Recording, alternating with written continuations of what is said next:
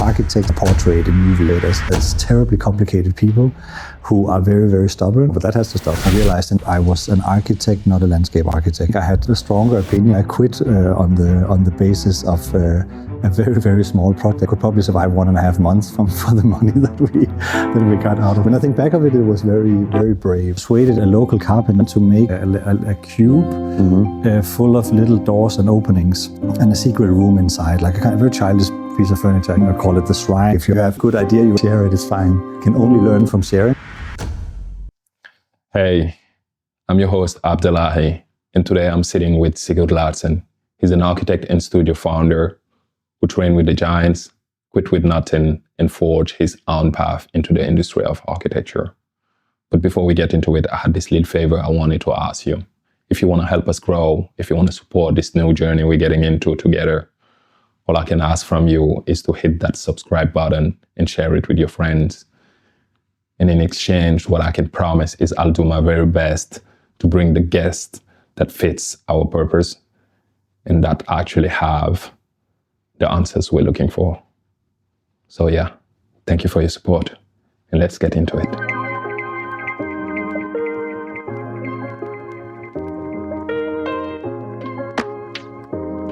Sigurd, I wanted to start from the beginning of your career. You've trained with the biggest, if I can call them that way, OMA, MVRDV, COBE. And I was wondering, when you're in those places that are driven by massive scale and speed, and today you have this work that is completely different, that is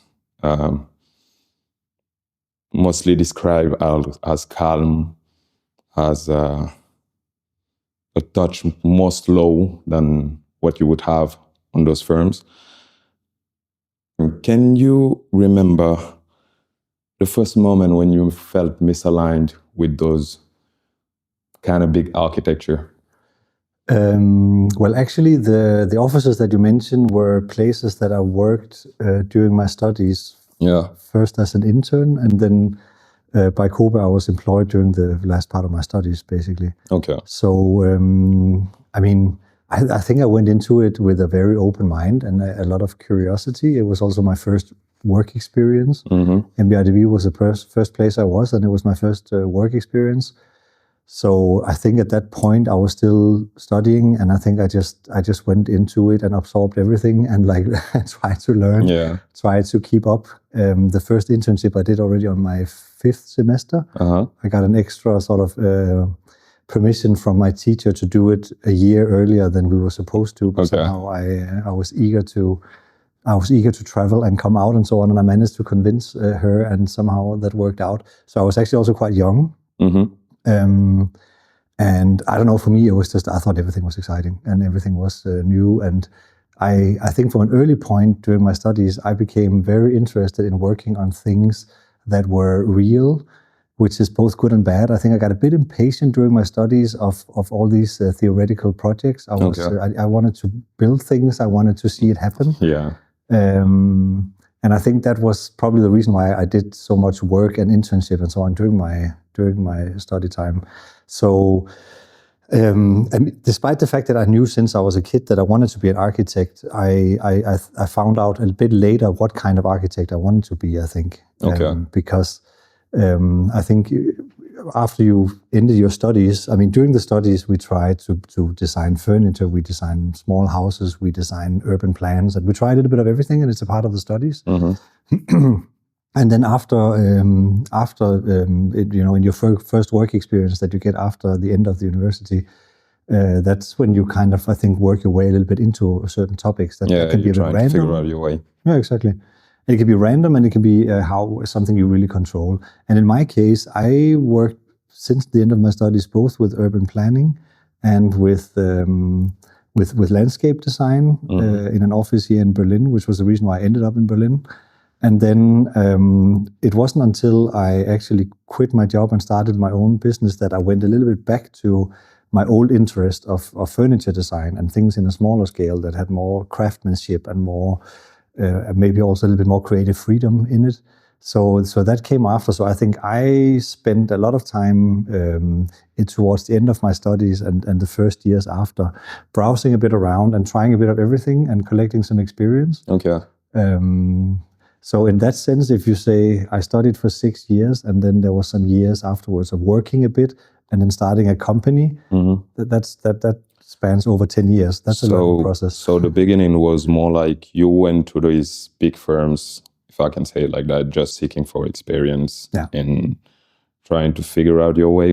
There was no purpose behind it. It was just like you wanted to work. No, I was already, as a student, I was already interested in those offices. I thought they were amazing. I tried to read everything about them and what they published themselves, and I tried to look into their projects. And we were on a study trip to Holland before, where we visited a lot of OMA and MVRDV buildings. And I think that probably is where I sort of discovered all the exciting things that was going on in Holland at that time. So I don't know. I think it was just something I was a lot into in my study period, and it was also an exciting time in Holland. There was all these new offices that were doing things that worldwide became published, and they were onto something.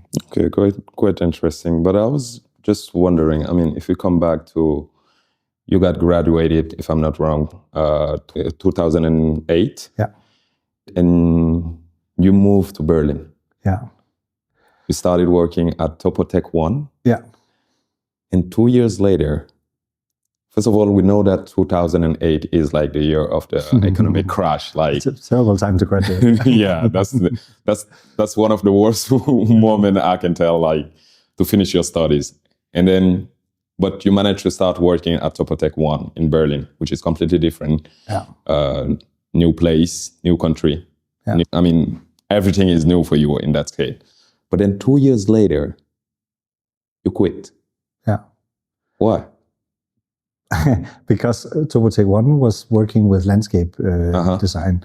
And I learned a lot from it, and we were doing a lot of competitions. I was a project manager there, so there was a lot of other type of skills that I learned there. But I definitely realized in that period that I was an architect, not a landscape architect. There's lots of people who study one thing and become something else. There's lots of architects who end up becoming interior architects, and there's some jumping around. Yeah, and it usually works quite well. Actually, it's such a general education that we have, and then we can implement it in different scales. And I think that's usually something good. But I just quite specifically in that period, I was doing competitions with offices in Denmark. Okay. But then I represented the landscape architects from Berlin. Okay. And I realized in that process that I had a lot more opinion about what they were doing than what I was supposed to be doing. And that's probably a sign that I'm sitting on the wrong side of the table, and I should go back to a little bit more sort of the core of architecture where my interest was. Was it frustration? No, it's very personal. It's just more like when you feel that you have a stronger opinion about something else than what you're actually supposed to do, then you have to ask yourself if you are doing the right thing, if you are in the right position. Yeah. And I could feel that I wanted to go back to building design. So, and that's actually why I quit on the basis of a very, very small project that I could do with a friend back then. I think I could probably survive 1.5 months for the money that we got out of that. So I don't know. It was, when I think back of it, it was very, very brave. So you quit 2 years after working there. Yeah. You're in Berlin, still in Berlin. Yeah. You decide you're not going back to Denmark, and you saved just for 1.5 months. Like, take me through that path, because I want to understand what made you say, like, this is safe for me to jump in it? And what was that feeling that pushed you to do that? It's the arrogance of youth a little bit, but you can turn that into a drive and get things done. I was still in my 20s, and I thought now is the time, and something needs to change. And if I would do it again today, I don't know. At that time, I anyway lived the same way as I had done as a student on a very low budget, and could figure that out and had a good life anyways. Berlin had a lot to offer, and you didn't need to earn a lot of money to have fun in this city. So I don't know. I just felt like that felt like a kind of a continuation. I hadn't installed myself in life in a very expensive apartment with children and a car and like whatever stuff. So I could do this at this point in my life. I think, except to live on a low budget and try to work something up instead. So that didn't seem like such a hard decision to make. And then, I mean, then you just have to be a little bit brave. I mean, I had that little amount of money. Then I was applying for some startup support from the German government that I could get, which is basically the same as being on welfare, I think. But you're allowed to work at the same time. Okay. And that I got, and that gave me another 6 months or something. And then I because in the beginning I was designing furniture, I could quicker come to the point where at least I could sell a few of my furniture to people. And then that would give a little bit of an income. And later on, I think a year later, I started teaching at UDK here in Berlin. Yeah. So then I got my insurances and so on covered. And then that was basically, the purpose of that was to win some time to have more time to start something up. So you start the company directly. Were you doing it already when you were in Topatech One? From what I understand, you started the company in 2010. Yeah. Which is pretty much the same time where you quit. And I did it exactly after. I quit and started. Okay. Yeah. And was it like the furniture design? I mean, you telling me all of this, the parkour that we're having, all of us, like, we all going through that way, but everyone is always trying to find the safe net where they can at least protect themselves in a way to evolve clearly. But you quit your job, you don't have enough to survive for a year. And in the same way, you started your company. Yeah, and it's even worse because then you start a company and then nobody calls you because nobody knows you exist. So how do you get your first work? That's actually the biggest hassle. I mean, I think at that point in my life, one of the things that I took with me from the offices that I had worked in, that we just spoke about, in those offices I had been primarily doing competitions because that's, I think, easy to let students and young people do that and work on, and it's idea development, generating 3D drawings, which none of the older architects at that point knew how to do. Yeah. And I think I was a little bit disillusioned over the whole world of architect competition. So I was also very, very keen on giving it a go to see if it's possible to build up a smaller business without being dependent on winning a big jackpot of an architect competition. I was really exhausted by that whole sort of way of working, trying to shoot into the darkness of maybe they want this, maybe they want that. I was at that time very much dreaming about the office the way it is today, that we have clients that are direct contact people that we speak with, and then we develop the project with them from the beginning on, instead of pitching and instead of so we are together with the client from day one developing ideas. That was something that I was really, really dreaming about back then. But I also knew, of course, it will take time to get there. Nobody calls you in the beginning because you haven't done anything yet. You have to. Yeah, of course. But what was your first steps like? Well, then I started with doing furniture because I could afford to go to the Baumarkt, to the warehouse. What's called the department? Was called what do they call it again? The warehouse. And buy some concrete and cast some concrete tables. Okay. One of them is the one we have standing out here, actually. And then I casted some concrete tables on my balcony at home. Okay. And took some pictures of it, and that got published quite well. Then I got then I persuaded a local carpenter in Kreuzberg that I actually didn't really know, but we got introduced through a friend. I managed to persuade him to make an idea that I've had in my head since I was a kid, and that was like a cube full of little doors and openings. Okay. And a secret room inside, like a kind of very childish piece of furniture, actually. Okay. To hide your private things. If you share your household with other people, you'll have that as your last private resort. And then I call it the Shrine, and I found some interesting locks and keys. That was like a design classic from the GDR. And then I together with that carpenter, he built it and I designed it, and then he gave me a very, very, very good price on that. And then for the first ones we sold, he had to get some of the money back because it was a very elaborate piece of furniture. And that one was, then we took some beautiful pictures of it. And then that was the years where, this was before social media, but blogs were the new thing at that time. And there was a lot of these bloggers around in Berlin and in Kreuzberg here. Yeah. And some of those actually sort of picked it up as something funny. Then I got it placed in a local shop here in this neighborhood. And then it got really well published, because at that time, bloggers would, like young bloggers from here, they would publish random things, everything, stuff they found funny. And then it got picked up by the more established media, and then the educated journalists, so to speak, they also used the bloggers to do all the field work. Okay, so then they got into the bigger magazines. Being more like luck. Yeah, exactly. So that was how it was at that time. I think now it's probably something similar with social media, I guess, for people. But that was a very, very nice way for a young person like me at that time, who hadn't built anything yet, to get out there and then at least get noticed. So the order of things from that point, and this stretches over a few years, it was a very slow start. But there was, I sold some furniture around, mostly sort of within the sort of extended network of the city I'm in here.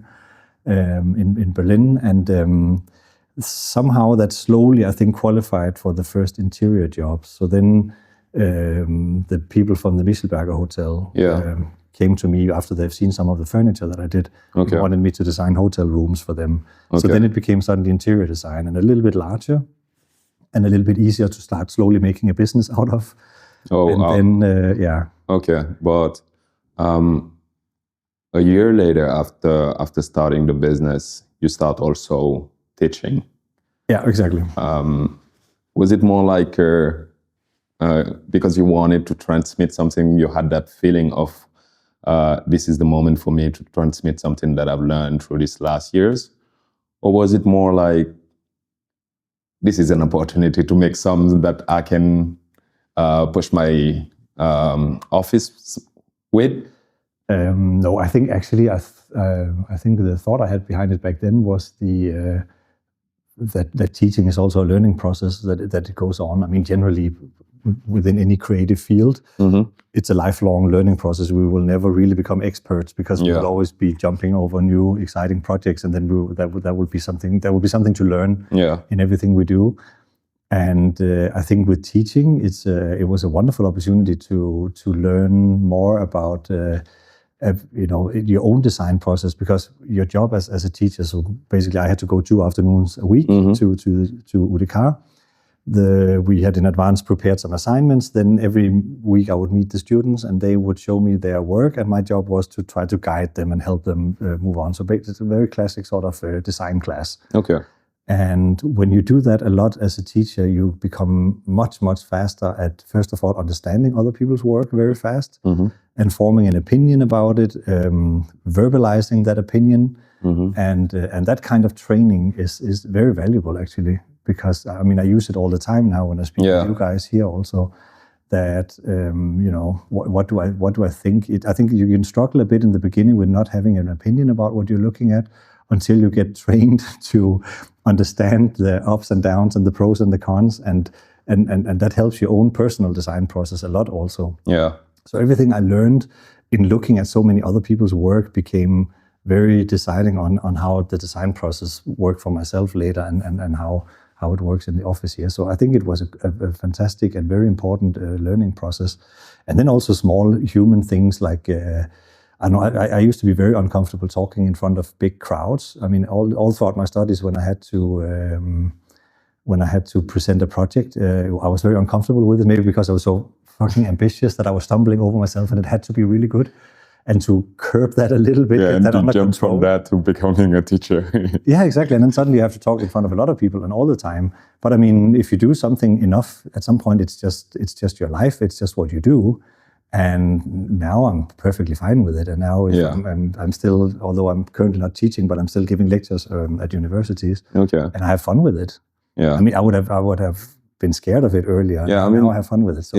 It's really interesting because me myself sometimes happen to be giving classes, software classes, things like that, and I realized that back in the days when I remember myself as a student, I was hating my teachers or things like that. So being in this situation where I love transmitting the small knowledge that I feel like I have is something that is surprising.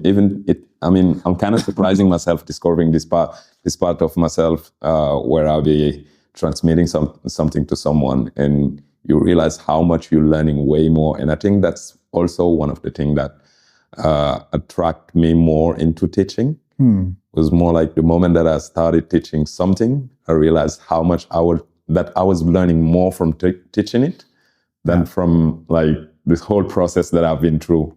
Learn that skill. Yeah, I agree. I think it is. I don't know. It goes a bit faster, and you have you have all that preparation time that you need to figure out what you want to teach and what the topics to be and so on, and that also sharpens up your own opinion about things and creates a focus of what you think is relevant and interesting. You also be the one coming up with the assignments and picking out the topics and so on. And suddenly then you have to sit and reflect of what is important in our profession for me. Yeah. To get back to that process, a few years after starting teaching also, starting the company, you become partner with COBE Berlin. Yeah. That was, in a way, an extension of my study job in Copenhagen when I was studying and living there. For many years, I was working at COBE, and they later on, that was in the earlier days of that company history. Yeah. Today, it's a very large company. I think they have 200-something employees. I was actually employee number 5 in that company. I'm very proud of that.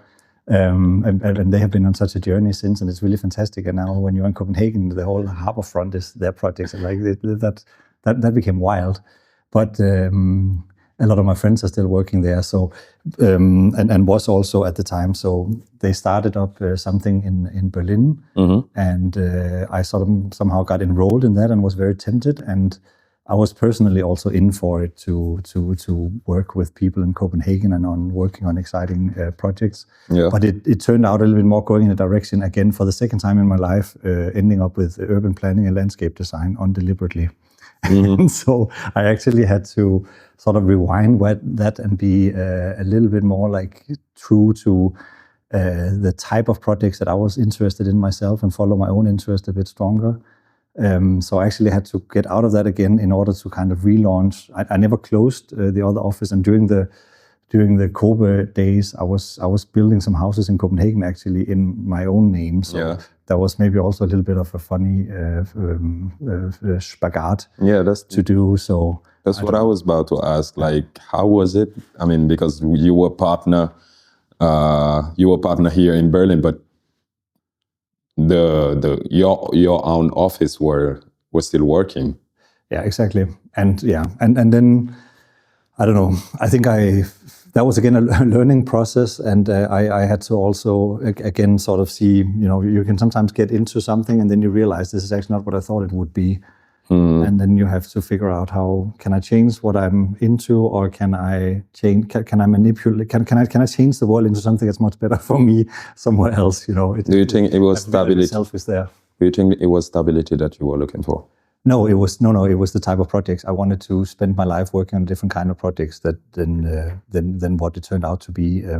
I wanted to work with building design, and I could also feel I was much more interested in a scale that I even had the opportunity to do with my own company. So I decided to follow that instead, and that I think was the right decision. And then somehow from 2015, when I sort of 5 years after I started the company, it in a way relaunched a bit. Yeah. I'd say the first 5 years was a bit slow, and I was doing a lot of other things and the teaching and COBE, and there was a lot of things going on.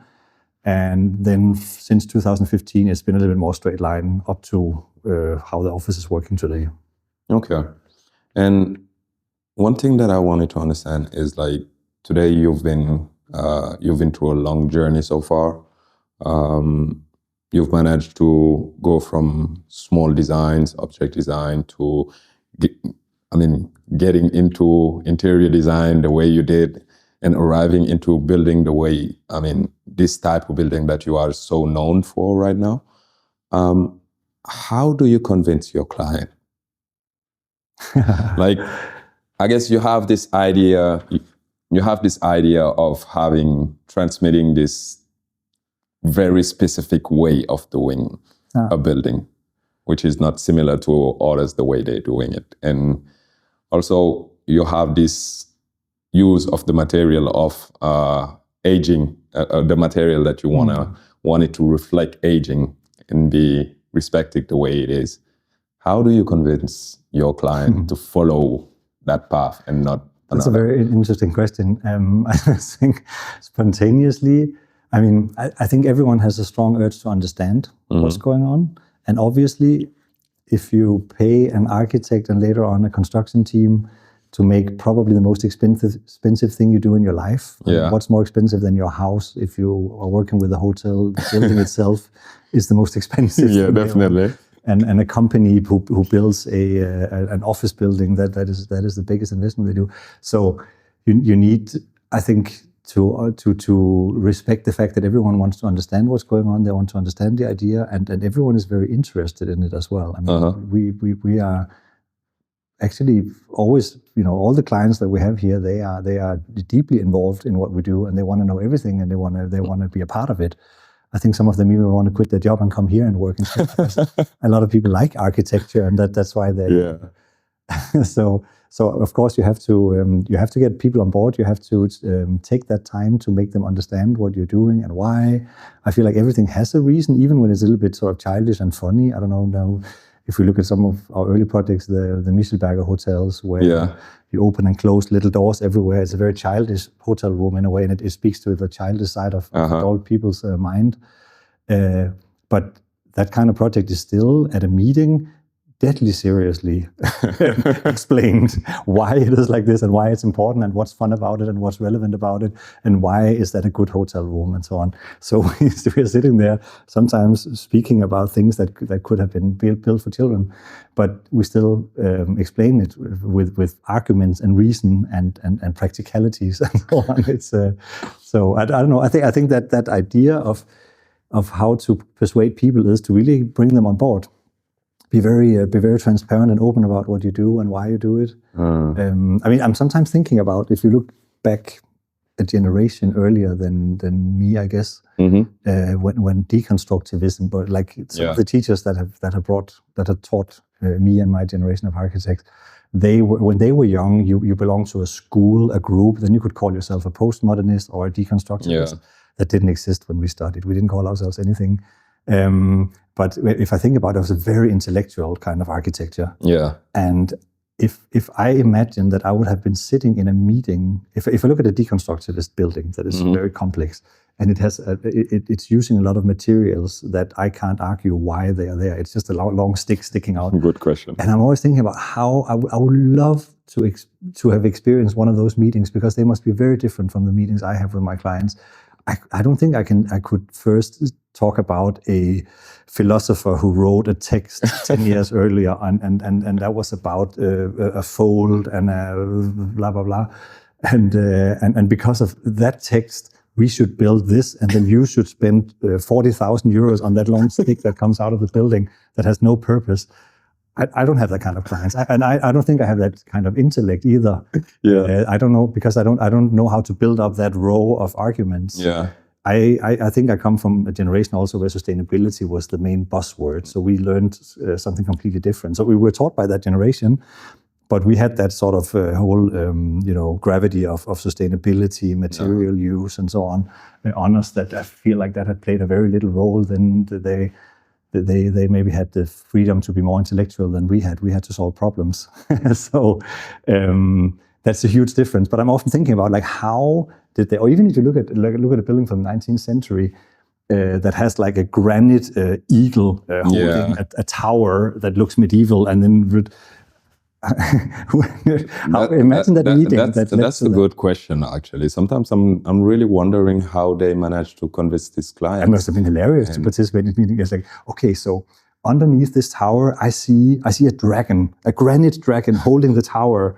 And it's like, yeah, really. But you know what they say, like great clients make great architects, actually. Yeah. So I guess somehow you have to go meet the client that match your, how can I say, vibe would be the perfect way to say it. Yeah. Like to be able to reach out the level or your real level. Because I feel like, sometimes you can, I believe we have the same way of seeing things, but we all start a project with I remember one of my teachers back in the days were telling me this. When you're starting a project and you have the project when it arrives, you have this first picture. That's the baddest idea ever. But you have to write it down. And the thing is, it evolves. And when you finish your project, if you take the first idea of the project that you had and what you had right now, there will be 1,000 things completely different. Yeah, definitely. And I think it's all about also, since we're working for someone, because like those projects are mostly project of school, so you're going from your own perspective. But here you're encountering clients. We can take, let's say, if we have a family, it's a dad, a mom. Everyone has their point of view and they want everything to match with it. And I feel like that can push the project in a level that even you as an architect wouldn't expect. And I think that's really interesting about the job as well. And one question that it leads me to is, have you ever had a client that went through the process with you and said no? And said completely no. We actually only had one client so far where it didn't work out at all, and it was a bit weird because in the communication they really wanted to work with us. Yeah. But nothing we proposed landed well. But they kept on thinking that we should, until at some point I thought this is not going to work because I don't have this with our other clients. We get it in so and so many steps, and then it's there, and then it's awesome, and they want it, I want it, everyone wants it, and then it's fun. And at some point, it's like, I don't know, I felt like it's like with many sort of concepts, or maybe even in communication, it's like a metal. You can bend it three times, and then it breaks at some point. And I think that happened only one time actually, but. We have very different histories with the different projects. Like if you look at the buildings we have built so far, the design process behind them, they have been quite different. Yeah. So some of them, Michelberger Farm, for example, is almost built exactly how we presented it on the first meeting. And it was a bit unusual actually, because normally we have more than one option in the beginning and we work a bit with different sort of variations of things. We had one idea that we really wanted, and they took it and we built it with very small changes. And that's unusual also for us. But then we've had other projects where we had many times of changes, and then we took a long time. Sometimes time saves you also. You just like, we need to start building because, I don't know, autumn is coming. So let's stop the process now so we can get the permission and get it in and so on. So, but the design process in the beginning is, of course, also the fun part, and it can take time, and it's fine. And then we get to try many different things, and it's okay. It's also where we get to be creative. So it's also a part of the process I enjoy a lot. Yeah. And was there, through all this process, was there a moment where you were questioning yourself, like, before this workout? Did you sit one day and you were like, is this going to work out, really? Were you in that moment where you sat back and you were like, I don't feel like I've made the best idea doing this? Actually, not so much, to be honest, because I think I was busy enough, I kept myself busy enough not to think too much about that. I distracted myself because I was always onto something. There was always some work happening. There was always something going on. So I think that there was always enough that I didn't have time to think like now, okay, now when this project is over, I don't know what to do, and I have no work for people. That situation hasn't been there actually. Okay. But if I compare the way this office has grown with some of my friends and colleagues who sat down in a group and did some competitions, and after a year or two they won a big one, and suddenly they needed a team of 10 people, and that's like sort of a growth like this, like from zero to nothing very fast. This office grew very slow and organically, 1 or 2 new employees per year in an average. So I had, also financially sustainable then, because we didn't really spend money we didn't have. We didn't end up with a project that was too large for us, and we had to, get a mortgage to pay salaries before we could write the first invoice. All these things never was the case here.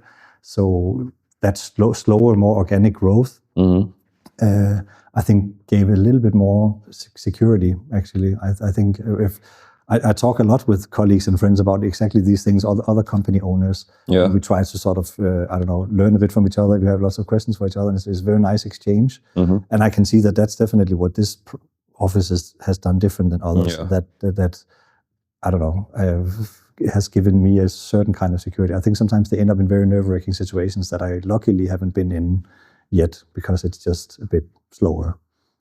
And then, I don't know, I mean, I think the creative businesses often suffer from having terrible leaders, terrible bosses of companies, because everyone here in the office, we actually studied the same, all of us.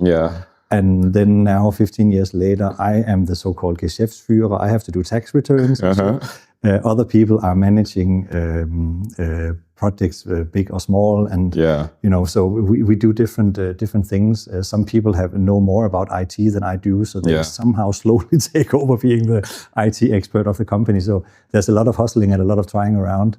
But I think the slower growth has also given me time to adapt into a role that I wasn't educated to do. I was educated to work very classically as an architect. I can draw things, I can develop ideas, but I didn't learn to run a company. And then I had to figure that out as we went. But how was it for you to, the moment where you arrived? Obviously, at the beginning, it was just you, I can imagine. But the moment that you arrive at this point where you are like, I can't do this alone no more. How was it for you? And was it easy for you to rely on others to do your work? No, that was actually when the dream started coming true, because then it started feeling like an office and not just me trying around. So that was a really good moment when I feel like, okay, now I have the economy, I can hire someone, and I can start, and then we also need a bigger space and so on. And that, it was a bit of a threshold to get over, but it came at the time where there was also work for it, and where there was economic base for doing it. So that all came quite natural and step by step. Okay. We'll come back to the teaching. I've got this question. I'm just wondering, what, besides building, like you just said, like you're teaching and you're having these lectures that you're giving, let's say, around Europe, because you're not doing it in a country specifically. What belief about success do you think is like, or more like, do you see is hurting your students the most today? At the time when they are still at the university? At the university, or when they just get out of the university? If success tears them apart, you mean? Or I mean, it's more like the way they imagine success, because we all are, we have these idols that we see, and we all think that, hey, when I get out, I want to be Sigurd Larsen, I want to be Bjarke Ingels, I want to be this, and then you can get, I mean, there's this reality that hits after, but that's just the beginning. But what belief do you think that the students really have, like, right now regarding success that is really...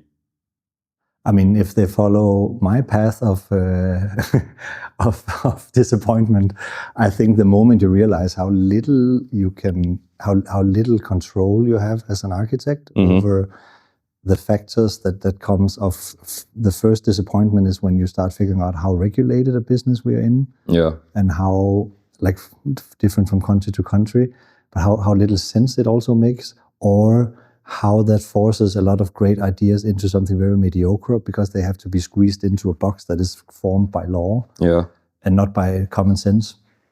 How sustainability and good intentions are sometimes not even possible because of laws and so on.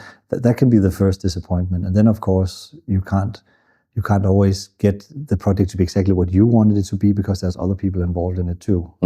So then you have to, fight for certain things and build up some good arguments and so on, and see if there is a few things that maybe wasn't that important, and then that can go. So I don't know, the flexibility of it. But I think that comes, the older you get, the less emotional you are about things that didn't work out the way you thought they would be. I think I was more devastated when I was younger over things that didn't turn out the way I think they should be. I don't know. I mostly fight for the big idea. I want the concept to be visible, but there's also at some point some level of detail where it doesn't.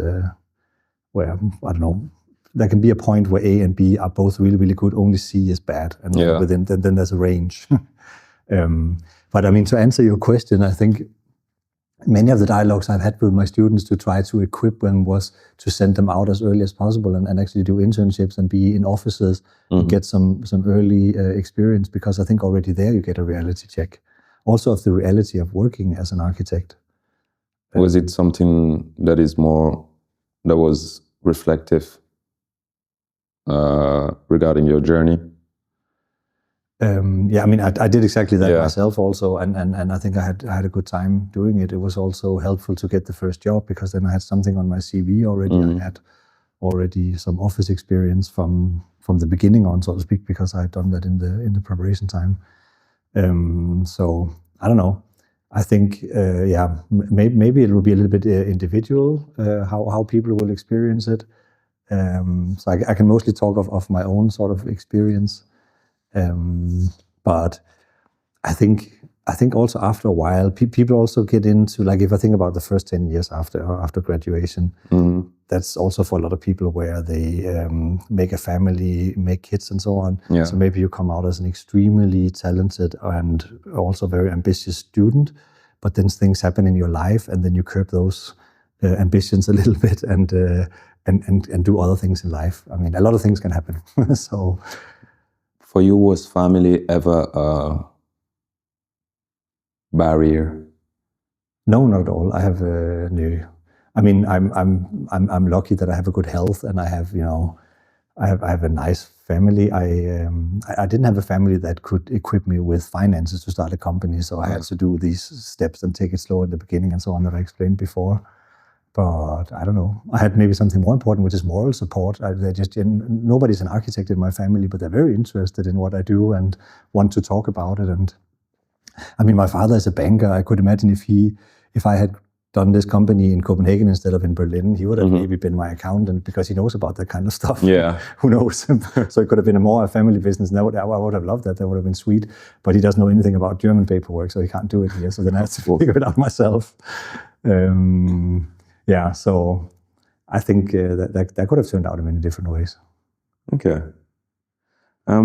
Sigurd, I want to end this episode by asking you one last question. If you could remove one thing from how people are taught to build a creative life, what would it be?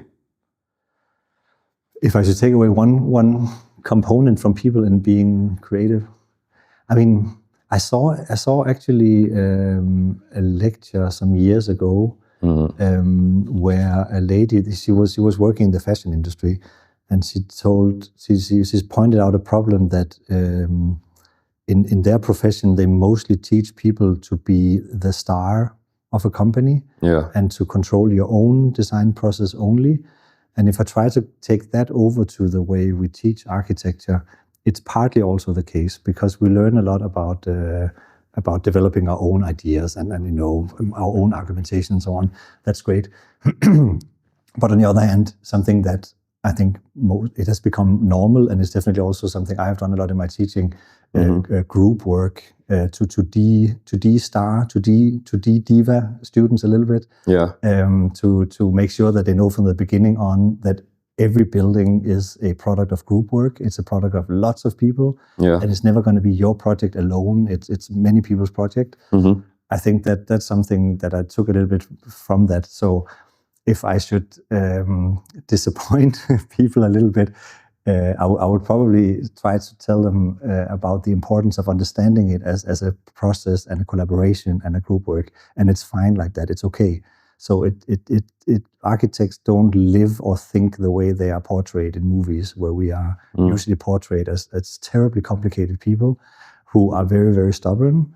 And then we say things like probably only Zaha Hadid has said in interviews that I would never say about no compromises and no nothing. I maybe it belongs to another generation, but I don't think that's how architecture is created. It's not the reality. So probably not even for her either. And I think that's maybe something that's nice to clarify with people at an early point, that they should learn to see the charm in that and get something good out of that. Learn to work together with other people. Do you think that could change effectiveness or the quality of the student? Because like, if I see it in myself and I'm like, obviously I love working with people. I've done it in different type of way, not only into architecture that I was formed in, but sometimes I ask myself, what would have been done? What would it be if I was more into working with people and relying too much into people rather than focusing on developing my own skill first?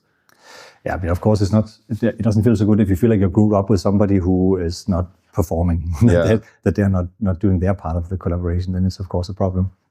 But no, I think it's I think it's just good to get a good feeling about that, and maybe even learn to become good. I mean, then you have to take the leading role in a group a little bit, and get other people to raise their own ambitions a little bit. I think you can also do that. Is it easy? I mean, of course, it's easier when you have the student-teacher relationship than when you have two students. When you're a student yourself, is it really easy to? I mean, I think so. Yeah, I think it's. I mean, and otherwise, maybe then the group is too small. If it's only two people and they don't collaborate well, then maybe it works better when it's three people, because then more things can be produced. But in any case, it is a very important. Even if it's a bad experience, it's an important experience to get to try that, because you learn so much about yourself also. And I think that is something that is super essential in working together. Is really seeing everything as a group effort. It's. I mean, I've had to have conversations with students, especially in the first couple of semesters, where I literally have to tell them that they need to be more generous with their ideas, because if they have this sort of picture in their head that they have brilliant ideas and they need to work with them in a little bubble so nobody steals their idea during the process. That's what that's terrible. That's how you have to stop that. Architecture school goes. But you need to be more arrogant. You need to think that you and know, and you will also soon get the experience that you have tons of ideas because you're a genius. So you will get a million ideas. Everyone is hiding his project, don't want to see anything. If you're sitting there in your little bubble thinking that this is the only good idea you will ever have, and that needs to be nursed and needs to come out so everyone can celebrate it at this moment of release, that's wrong, because it's not the only good idea you're going to have in life. This is just one project out of a million. That's so real. And you need to be generous with it. You need to show it with everyone. When you don't know how to get on with it, you need to take one of your fellow students and pull them over and ask what they would have done. And you can help each other. You can ask each other. I mean, that's so real in general, because I realize it whenever sometimes you just want to help people, or you want to know about their experience, and you asked to share portfolios so that you can help each other to grow. Yeah, exactly. But there's a lot of co-learning. That's so secret for people. No, but that has to stop. People have to be much, much more self-confident in thinking that they can only learn from sharing it, and this will not be the final stage of anything. Your portfolio is also constant, evolution, exactly. And so is your ideas, and that little thing you're working on right now is just 1 out of 600 things you're going to work on before you retire. So open it up and share it. It's fine. Perfect. Thank you so much, Sigurd. Yeah, you too. It was fun. It was a pleasure. Yeah.